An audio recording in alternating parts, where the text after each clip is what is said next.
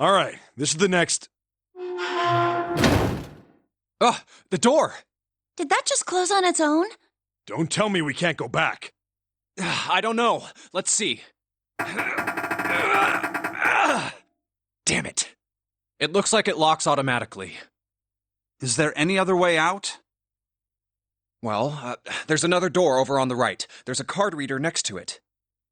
It's got a red light on it, though, so I'm pretty sure it's locked, too. But there is a card reader, right? Yeah. Then perhaps if we find a key card, we could open the door and leave? Well, yeah, that might work, but... Hey! Wait a minute! Are you saying we're gonna have to search through this room for one little card? Oh, man.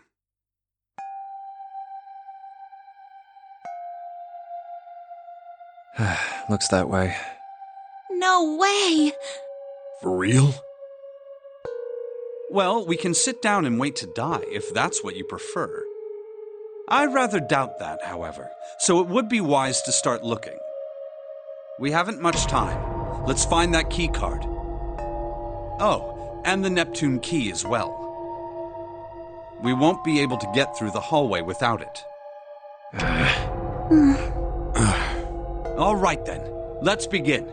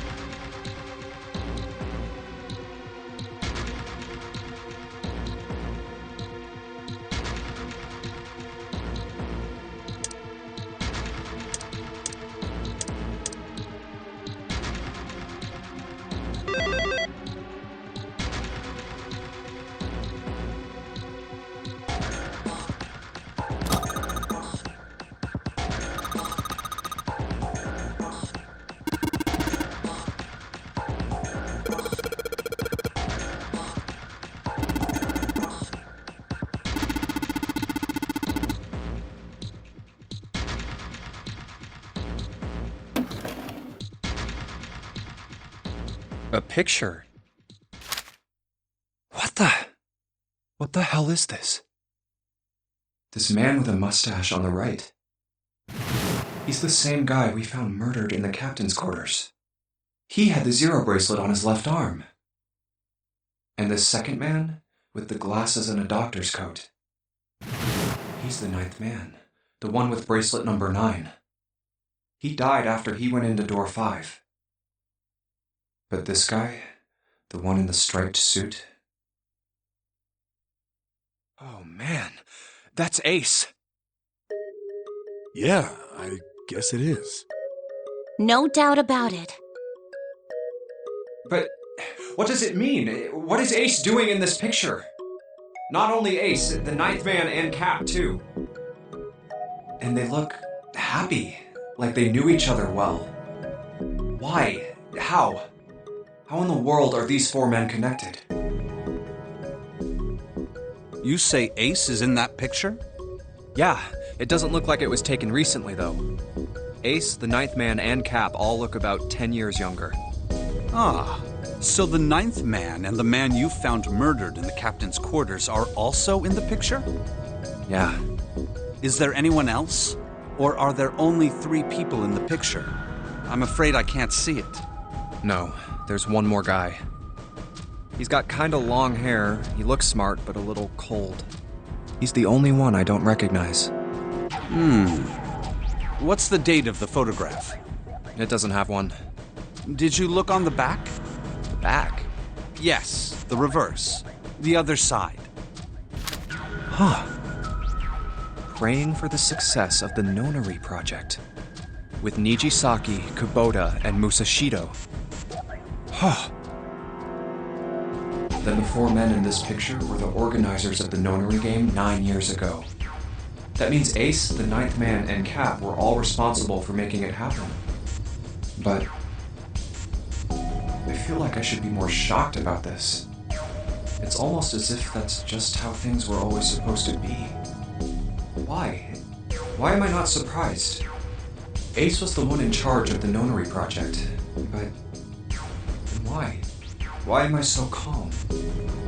It's like I already knew. Ah, of course. I understand now. Ace was the CEO of Cradle Pharmaceuticals. He was the one who invented the game 9 years ago. He was Gentaro Hongo. Ace is Hongo? I had my suspicions from the beginning. Their voices were similar. Too similar to be a coincidence. I could never forget his voice. It was the voice of the devil. I couldn't be sure, though. After all, I had no way to check. I certainly couldn't ask him. Even if I had known, however, I would never have told you. Zero made it quite clear what would have happened if I did. Oh my gosh, I had no idea. Huh? I didn't know that Ace was Hongo. Oh, yes. I suppose you wouldn't have. 9 years ago, you were in Building Q in Nevada. But Hongo was in the Gigantic with us. I know. That's why I didn't know what Hongo looked like. But why? Why didn't you tell me? I mean, I'm your sister, right? You could have told me. I'm sorry. I apologize for keeping this from you. But if I'd told you, Clover, you would have told everyone else. And if you did, then I would have been forced to tell them about what happened 9 years ago. I had to prevent that. Hey, Junpei. You think I could borrow that picture for a sec? Sure. Hongo, Kubota, Nijisaki, Musashido. Hongo, Kubota, Nijisaki, Musashido. Hongo, Kubota, Nijisaki, Musashido. Hey, Seven, do you... Shut it! Just be quiet. I'm this close to remembering. This close. Hongo, Kubota, Nijisaki, Musashido. Cradle Pharmaceuticals. Nonary Project. Shit. What? What's wrong?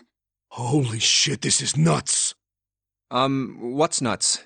I remember Remember what? everything. Everything? Yeah, I remember all of it. My memory's back. I remember what happened before I got snatched. What? Let me tell you what happened. Like Snake said, Ace is Hongo from the right. The other three are Musashido, Nijisaki, and Kubota. Musashido was the man with the cash. Nijisaki was Hongo's right-hand man, and Kubota developed the actual technical details of the experiments. How do you know all this?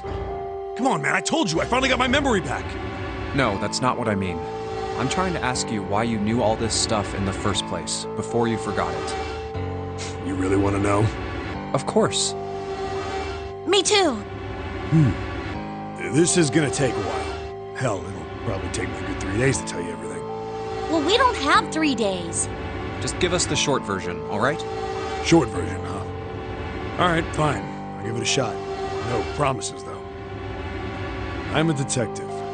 It's a little awkward to say this about myself, but you could probably consider me a lone wolf type. I hold to my own code, as I think doing what's right is more important than doing what you're told. And that's why I followed my gut that night. A slim lead brought me to the wharf. It was 9 years ago. The wharf had been cold as fuck, and I could barely see squat. I was investigating a mess of kidnappings, all of them children. It all had one thing in common: a history of visits to one particular hospital. A hospital under the management of Cradle Pharmaceuticals. And my investigation had turned up evidence that Cradle had been involved in the kidnappings. After a little sweet talking, I managed to finally get a real lead from someone inside Cradle. My source told me this. Tonight, a ship is set to take the children to a large passenger liner docked offshore. So I headed to the wharf. In the shadows, I searched the harbor until I found the ship he was talking about. There was a bunch of movement near it. Men in black suits, many of them were carrying large bags. The bags. There was something about the way they moved as they were carried. No doubt about it. There were human beings in those bags. I moved before I realized it. I came out of hiding with my gun already in my hand. Don't move. I felt metal touch the back of my head. Drop the gun. I could kill you right now. It'd be easy to get away with it, too. Just tie an anchor to your feet, and no one would find you for a week. Now what you want? The fish here would love a meal. I kept digging the cold metal thing into my skull. There was nothing I could do. I did what he said and laid my gun on the ground. Then suddenly, there was a sharp pain in my neck. A needle. A drug? That was my last thought. My face hit cold concrete. I was out like a light after that. I woke up on a hard floor. Damn it! Shit, my head hurts. I did a quick once-over of the room. Where am I? A small, shabby bed, a dirty sink, a toilet with no privacy. I'd seen it countless times as a cop. I'm in a cell, huh? Facing the toilet was a door set into the wall. I was still pretty woozy, but I made my way over to it. I pushed and pulled on it, but...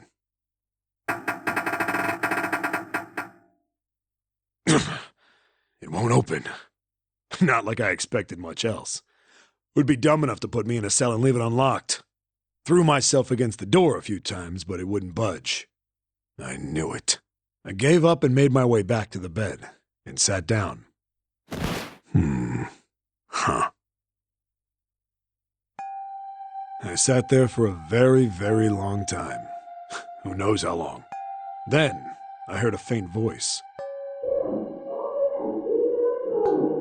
The voice was far away. I couldn't understand what it was saying.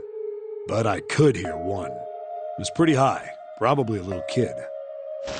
Huh? No, it was several. I hear 5, or 6, maybe more. Where? Where are they coming from? I pressed my ear to the wall and tried to listen through it. No, that's not it. Left. It's coming from under the bed? I hauled on the metal frame and flipped the thing over. And there it was. The bed had hidden an air vent under it. The hole in the wall was covered by a metal grate. I dropped flat on the floor and peered through the grate. I couldn't see shit, but I knew it in my gut. This was where those voices were coming from. Hold up. Why are there kids here? But then what my inside man told me popped into my head. Tonight, a ship is set to take the children to a large passenger liner docked offshore. Whoa, whoa, whoa. Am I on that ship? It didn't matter. All I knew was I had to get to those kids. I checked out the metal grate. Could I fit? I stuck my fingers in and grabbed it. And then...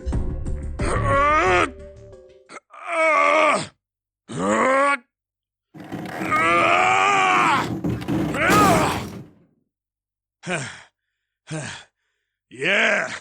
How do you like that, you son of a bitch? I finally got the damn thing off. Sweat was dripping down my face, so I wiped it off and crawled inside. The first bit or so was tight. I had a wriggle on my belly. It wind up eventually, and there was space for me to crawl along on my hands and knees. I went from crawling like a worm in dirt to skittering like a bug. Couldn't say it was much better, but I'd take what I could get. And when I'd been in the thing long enough to start wondering where it'd take me, a massive sound nearly scared the piss out of me. It was like a heavy metal door had just been slammed shut. Then there was a voice.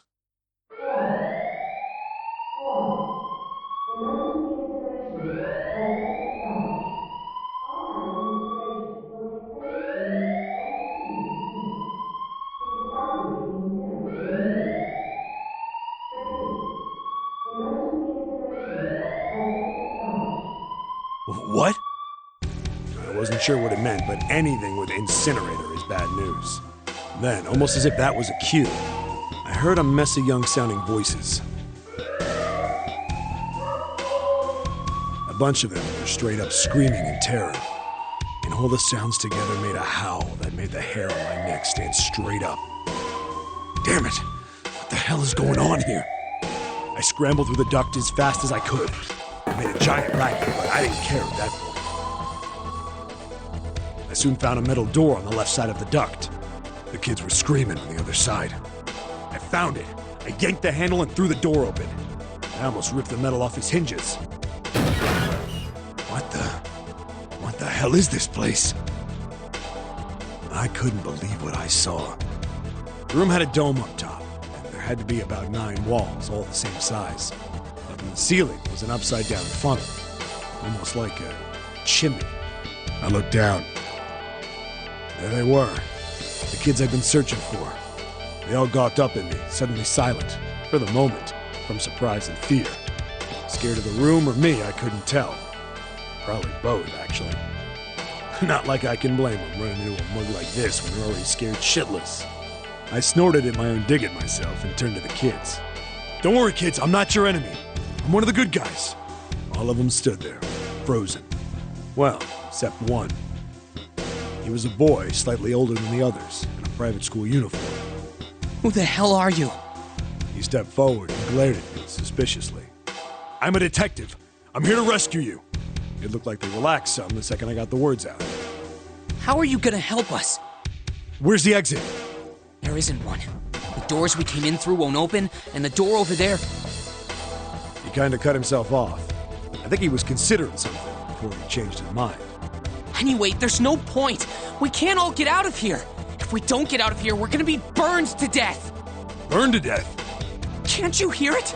That voice said the incinerator's gonna start up soon. So...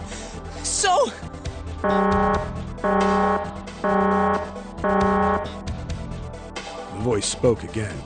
Incineration will begin in 15 minutes. They only had 15 minutes. I looked back down at the kids. Looks like a good 20 or 30 feet to the floor. No way I could pull them up. Too big of a distance for any of us to reach. What the hell was I gonna do? But then I got an idea. Wait right there. I'm gonna be right back. What? Where is he going? Are you just gonna leave us here? They just got frightened again. I'm not the best at that kind of thing, but I tried to reassure them with a smile. Don't worry, all right? I'll be back, I promise. So just stay calm and wait right there. Got it? I didn't wait to hear them respond. There wasn't time. I had to hurry. Well, as fast as a guy could on his hands and knees. Didn't take me long to get back to my cell. Still no way out of there, but I had a plan. I needed something from the room. When I got it, I dove back into the hole and took off towards the incinerator. Then... Sorry to keep you waiting, guys. I tipped out the doorway and dropped down the rope I brought with me. Back in the cell, I'd torn the bed sheets into strips and tied them together to make a rope. It was sloppy, but it got the job done. All right, just tie that around yourself, okay? I'll pull you up one at a time. Right! Huh. Wait a sec. Something was off. There were more of you before. Where'd the rest of you go? The boy in the uniform answered. I let them go on ahead. We opened the number 9 door and they left. What? You're telling me you opened that door?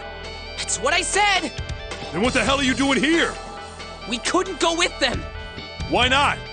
Look, the only people who can go through the numbered door... He was in the middle of explaining when...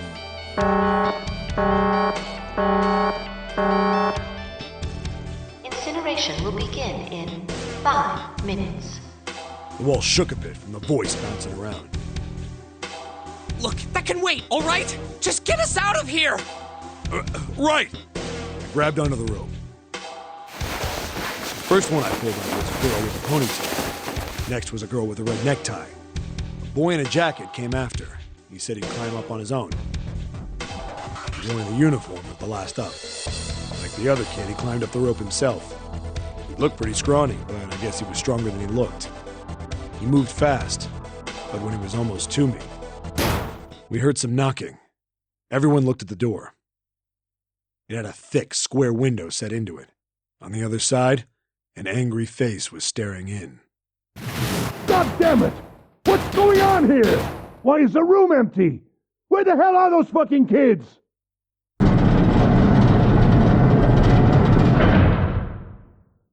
The door opened, and a man stepped in looking half mad with fury. I recognized his face. I saw him many times in photos during my investigation. The man's name was Gintaro Hongo, the CEO of Cradle Pharmaceuticals. Hongo saw the boy hanging from the rope. Yeah! It was like he was an animal. He lunged for the rope. Hurry! I know! The boy in the uniform booked it up the rope. You son of a bitch! Get back here, you little shit! 15 feet. 10. The second I could reach the kid, I grabbed him. I hauled him up and tossed him into the duct behind me. No! Hongo had lost it. His face didn't even look human. It was like the bastard pulled off his fake face. He was really a terrifying devil or some kind of damn monster. I quickly reeled in the rope, leaving a furious Hongo yelling at me from the floor. You fucking bastard! You won't get away with this! How dare you compromise this experiment! Experiment? What experiment?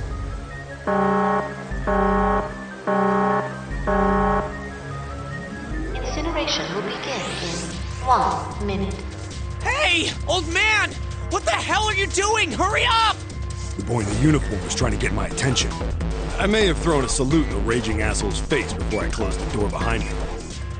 No point to going back to the cell, so we went down the other direction instead. After about 30 feet, we came across another duct on the left. This one was heading down. Everybody nodded and took turns sliding down it. The duct emptied us out into a narrow hallway. There was a door on either side. The one on the left was a normal double door. But the one on the right was familiar. It had black and yellow stripes, and a device next to it on the wall. The plate on it read, Incinerator. Incinerator? Yeah, that's where we were. It was the girl with the red tie who answered me. We were inside an incinerator? Yeah, Hongo might still be there. It looks like it's been shut off, though. Wait, what? If he's still in there... Yeah, that's not good. That meant we better. We gotta get out of here. Go to the other door, hurry! The kids started running, and I was close on their heels. On the other side of the door was a large spiral staircase. Run! Didn't need to tell them twice. We went up and up and up. Our feet pounded the steps, our arms pumping fast. We went round and round and round. The devil was on our tail. The stairway kept going. We passed a couple of landings when the boy in the uniform suddenly spoke. Something's up. Akane's not catching up to us. Akane? My kid sister. The girl with the red necktie. Akane. It's strange. I didn't remember seeing that name on the list of missing kids. Hey! Akane! He kept his hands around his mouth and yelled. Maybe we outran her. The boy in the uniform skidded to a stop. I stopped too. So did the other two kids. When did we do that? Well, we passed a couple big rooms on the way here. Maybe she took a rest in one of them? No, that's impossible. Sorry, Grandpa. You keep going. I gotta go look for her downstairs. He turned to go. Hey kid, wait! God damn it, I said wait! I don't think the kid even heard me. Fuck! I spun around to the boy in the jacket and the girl with the ponytail. I'm going after him. You two keep going, all right? You got it? The girl nodded and ran up the stairs. But the boy... I'm going with you. I didn't have time to argue. I just nodded and took off down the stairs. I could hear him following me. We ran all the way to the bottom floor, calling for her. Akane was nowhere to be found. God damn it, where the hell did she go? I could tell the kid was frustrated. And then suddenly... Help me! Somebody help me! We heard a girl's voice. Akane! The boy in the uniform threw open the door and leapt into the hallway by the incinerator. We rushed in after him. I couldn't for the life of me believe what we were seeing. That bastard Hongo had Akane by the arm and was forcing her into the incinerator. Come on, goddammit, move! No, I don't want to! Let me go, please! Let go of me! She planted her feet squarely on the floor and was struggling to get away. But Hongo was bigger and stronger. She wasn't gonna win. Akane! My brother roared with anger and charged toward Hongo. Help me! Ah! You're too late, idiot! Hongo lifted Akane bodily into the air and threw her, still fighting him, into the incinerator. Ah! Before we could even blink, Hongo had leapt through the door after her. We saw him land inside.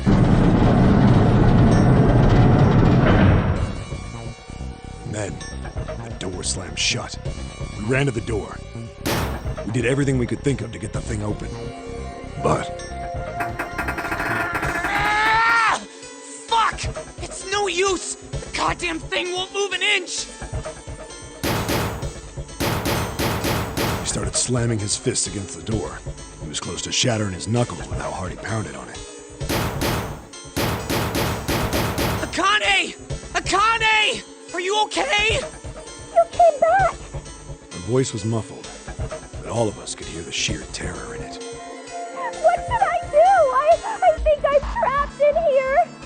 Where's Hongo? He went out the other door! What? Warning. Warning. Emergency incineration command has been acknowledged. Automatic incineration will take place in 18 minutes. Please evacuate the incinerator immediately. Repeat. Emergency incineration command has been acknowledged. Are you fucking kidding me? It's the same damn thing! Are you there? Yeah, we're here. Just hang on, all right? We're gonna figure out a way to save you. His words would have seemed like a sick joke to her if she'd been able to see how white and bloodless his face was right then.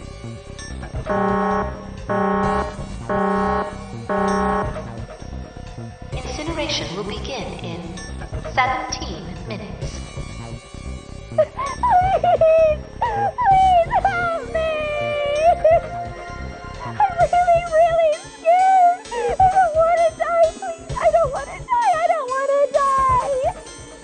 gonna be alright. I'll figure something out, I promise. I promise, okay? You hear me? I promise! It was torture listening to her sobbing on the other side of the door. Her brother was nearly crying himself. He could only stand there, fists clenched so tight his knuckles were white.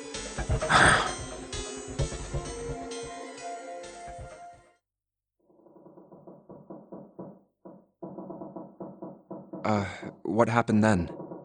Come on, man. Put yourself in my shoes. It doesn't end good.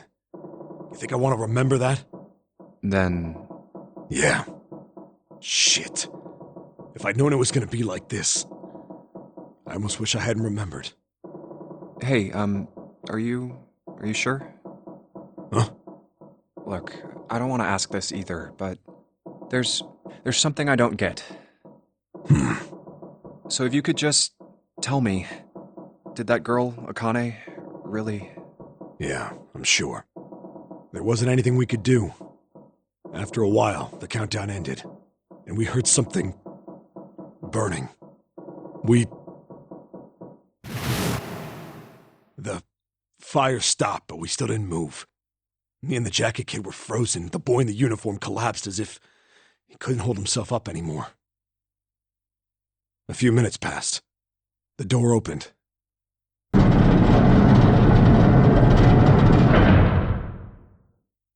The boy in the uniform tripped over his own feet running in.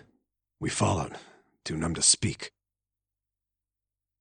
The air in the incinerator was hot. Every breath made my lungs feel like they were on fire. It was like standing on hot asphalt. The air was wavering and in the middle of the room, there it lay. The kid's legs were shaking so bad, I don't know how he managed to walk. I couldn't see his face, but his body somehow looked empty. Finally, he reached it. He fell to his knees as his legs gave out on him. And then...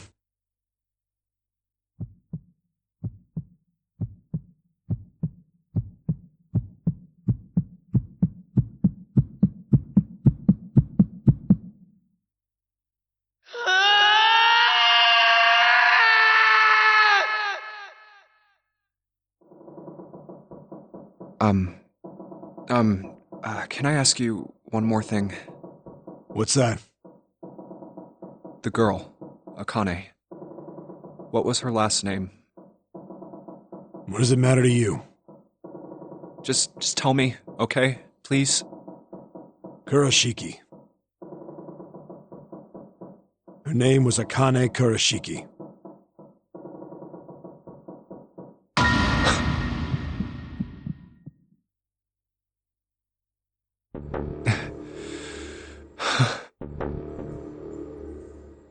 You were there that day, weren't you? The tall kid in the jacket. That was you, wasn't it? Yes, it was. You are correct, Detective. Don't misunderstand me. I told you before how Zero threatened me. There was nothing I could do. I couldn't say anything about what happened 9 years ago. So you're saying you're not working for Zero, right? Of course not. Clover, what about you? Hey, come on! You really think I'm working with Zero? I told you before, you idiot! I was in Nevada, in Building Q. I did hear that a detective rescued the kids on the boat, but I didn't know it was you. Well, I guess I believe you. All right, let me ask you another question. Santa's real name is Aoi Kurashiki. He's Akane's brother. You know that? No, I didn't. Did you? Well, yes. I know Aoi Kurashiki was her brother. But I didn't know he was Santa. At least not from the beginning. 9 years ago, he was in the middle of puberty. His voice is entirely different now. I'm ashamed to say that even my exceptional hearing wasn't able to make that connection. As such, I had no reason to think Santa was Aoi. When did you figure it out? Clover told me that Santa might have been one of the subjects of the initial experiment. It was only a short while ago, while we were leaving the library. When she told me that, I had a feeling. Santa is Aoi? Akane Kurashiki, Jun's brother? There's still a lot we don't know. I mean, like, a lot. But there is one thing I think we can say we know. What's that? The body we found in the shower room. It had to be Nijisaki, dressed up to look like Snake. What? Come on, man, what kind of detective are you? You didn't figure that out already? Hey, go easy on me, man. I just got my memory back, alright? Cut me some slack. Well, if he is, the 3 murders make sense then, don't they? Yeah, that's right. Murder. Kubota blew himself up, but that was murder too. So why did these murders take place?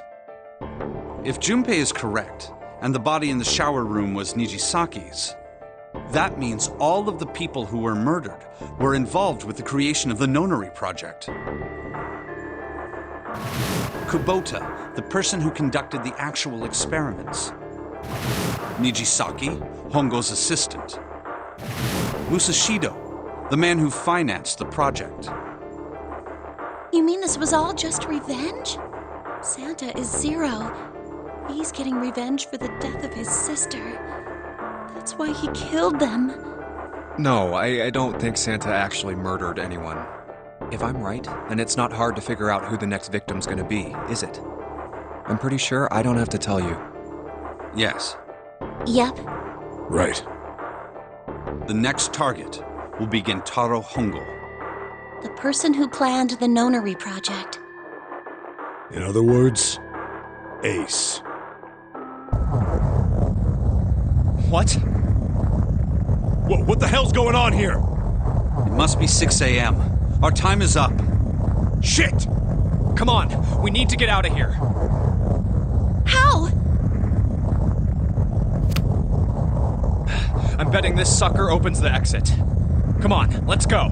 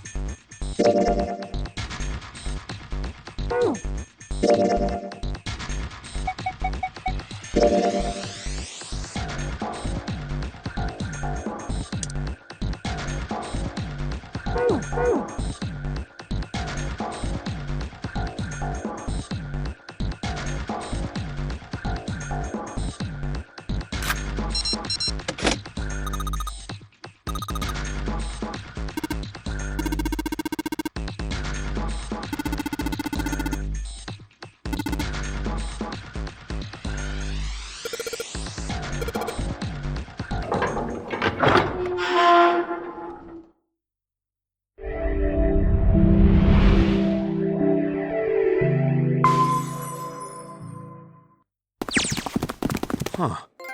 I think the shaking stopped.